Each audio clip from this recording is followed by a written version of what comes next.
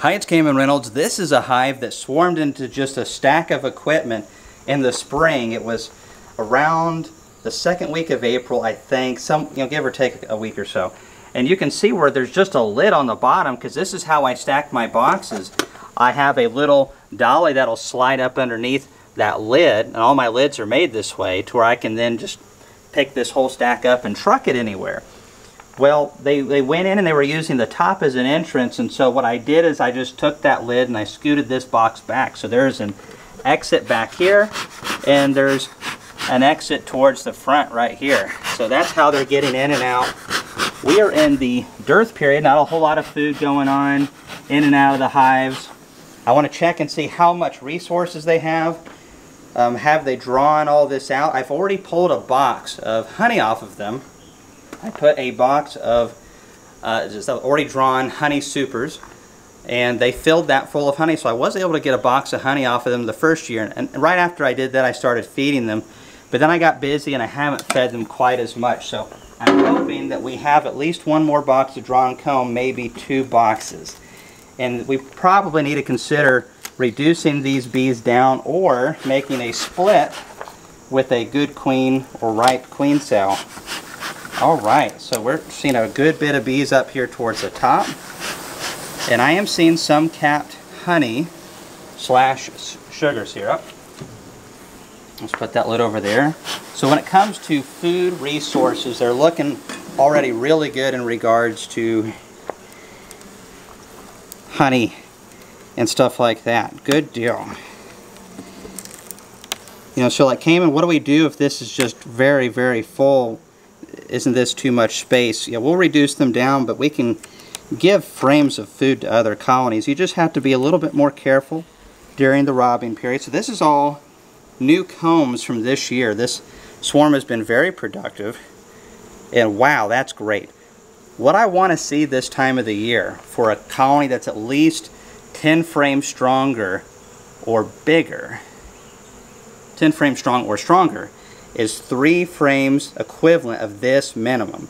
So if I go into a colony and it's that strong, I want to see at least 3 frames like this. 4 would be better. They don't have to be perfect frames, but the equivalent of that much.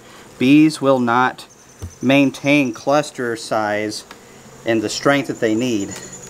And we have to consider the fall flow is a short period here in Tennessee when it shows up. And we want to have plenty of forager bees ready to get those good pollens and nectar. Because some years it doesn't show up much, and you might only get 5 to 7 days of really good flow. But in that period of time, they could put on 20 pounds or so. Oh, goodness gracious. So that's quite full. Quite full right there. And this is the box. I didn't keep feeding them like I should have. You can see the bee population has gone way down. That's normal. There's not as much nutrition, so they are shrinking the population down. That's where you stick it on the ground like this and you get a piece of gravel in there. So they haven't drawn this foundation out right here. This is a bait frame. This box just needs to go. What we can do, whew, that bee's not liking me, is we can take this box, get the honey out of it, stick it somewhere else in the hive. That's super light. Probably put it down into that box. Alright, plenty of food in this colony. Curious to see if we have a laying queen in here. I haven't inspected this colony in quite a while. I'm seeing a little bit of brood on this frame.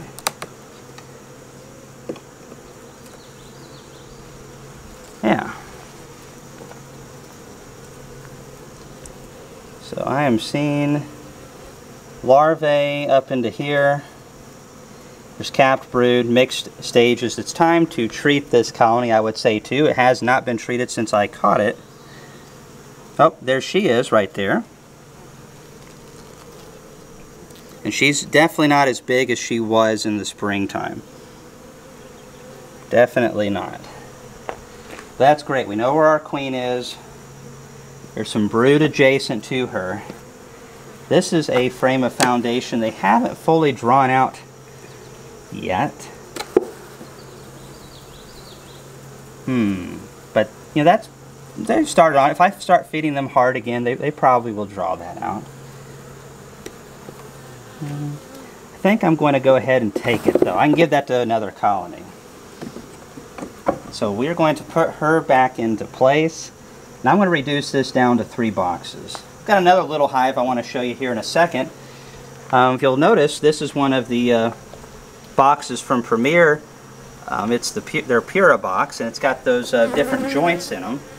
I haven't taken the time to paint this one yet, but it's been here in the shed. But I definitely recommend that you paint any of your boxes very good. Especially these areas right here. Some people will tell you not to paint this. The bees will take care of it.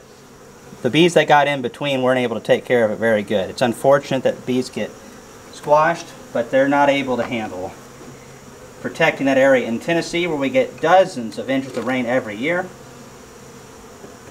that's going to be one of the first places to rot. Alright, so we are going to take this frame of food out. So now, this is just a box of foundation once I add that one back. And now, this hive has plenty of food.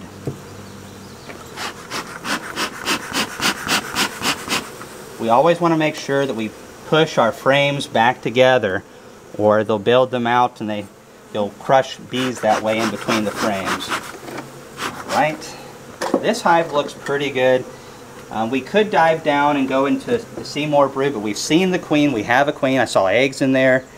I imagine most of the brood is down into this box. What I want to do with this colony now is it's roughly between what the bees are in here, the bees that are foraging, and the bees down below. We're probably looking at somewhere around 18 frames of bees, maybe 20 frames of bees.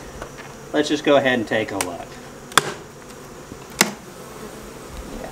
It's not the biggest colony in the world, but there's no reason for them to go at it really hard right now. So what I want to do is treat the mites here in August, and I can use Apiguard, I can use Formic if we get a cool spell. Follow the instructions properly. I'm going to do some Formic here pretty soon. Try that out. Haven't done Formic in summer in a while.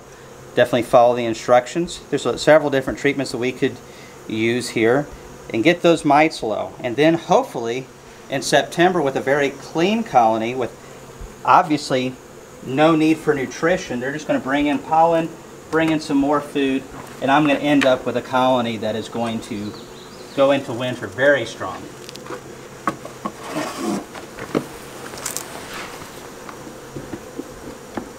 Alright, let's go check out that little colony over there real quick. Alright, so there's a little colony down here we're going to check, but look at this hickory tree. It is loaded down again. When you have honeybees, one of the things that you're doing for the environment that you don't think about is you're creating ideal pollination. There's so much stuff in spring, it's a lot for native pollinators to be able to handle it all. With honeybees, things can get pollinated to the max if there's plenty of them to go around. And let me tell you, in this area, we give it to the max, and we just get all kinds of hickory nuts and acorn, and so many other plants do so much better with seed production. That helps birds out, that helps out deer, squirrels, those chubby little chipmunks that come through here and just pack their cheeks full of this stuff. It's awesome. All right, let's get to this hive. So right down here, this was a hive that I made up with a friend of mine, John Nichols. We were going through a colony and they were superseding, and they had several queen cells, so I made a split with two of the queen cells into this colony, and I have not come back and checked to see if a new queen came back, and that's been a little while. So based on the population, I'm a little optimistic. Shame on me for not getting back to it, but well, you know, procrastination. They definitely need some food. Definitely need some food. I know that's really dark right there. There's just a little bit of weight. Not a whole lot. It's getting really late this evening and a thunderstorm is moving in, so it's darker than normal. Oh, come on now. They have glued this quite well. That's what bees do in July and August here in Tennessee. They collect propolis, lots and lots of it. It's good for the bees, but boy, it's quite sticky. Wow, look at that nice brood right there. Oh, there she is, running around. That's awesome. So they were superseding that other queen in this strong double deep colony that had honey supers on and everything.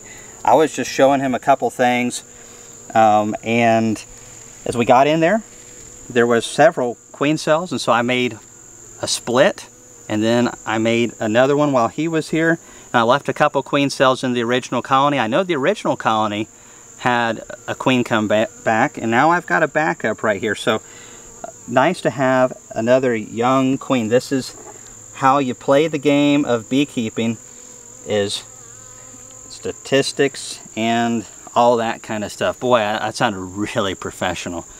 It's a numbers game, essentially, and you're going to lose some bees, but you also can make a lot of bees too. So make some splits. Here in August, now it's all about feeding them. This colony needs food bad. I'm looking at the weight of this. I picked it up earlier. That is light. This thing needs a gallon fed to it. Not all at once, but a gallon of 1-to-1 just to get it kind of where it needs to be. They have to build up between this first week of August all the way through this month, September, and they start really brooding down in October. I would really like to see this colony grow to about a nice 9 to 10 frames of bees by the time they go into winter, so they can go into winter with at least a good 5 to 6 frame cluster minimum. But with a nice young queen and a little bit of TLC on our part, totally doable. Thanks for watching this long video. We'll see you in the next one.